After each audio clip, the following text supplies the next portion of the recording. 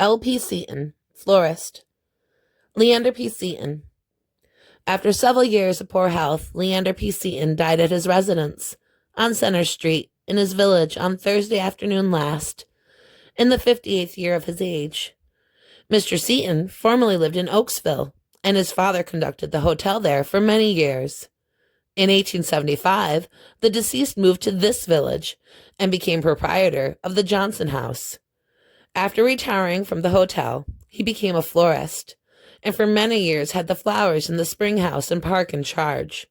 He also erected quite extensive greenhouses on his premises on Center Street and conducted the same until ill health prevented, since which the business has been carried on by Mrs. Seaton and her daughter, Marjorie.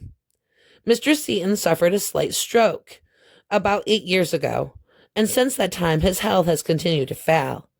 He is survived by his wife and 6 children, Mrs. J.T. Hooper of Ashland, Grace, a teacher in Castoria, Marjorie, Jenny, Madeline, and Thomas T. Proctor of this village. The funeral services were held from his late residence's Sunday afternoon at 2 o'clock. Reverend Scott M. Cook officiating.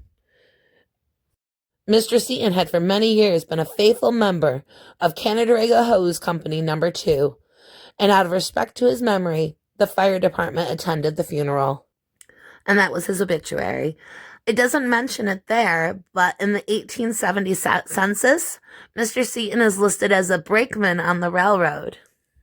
Mr. Seaton, he passed away in 1905.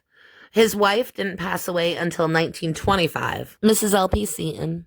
Guinevere W. Seaton, widow of the late Leander P. Seaton, died at the home of her daughter, Mrs. John McGrath, in East Main Street on Wednesday, March 25th.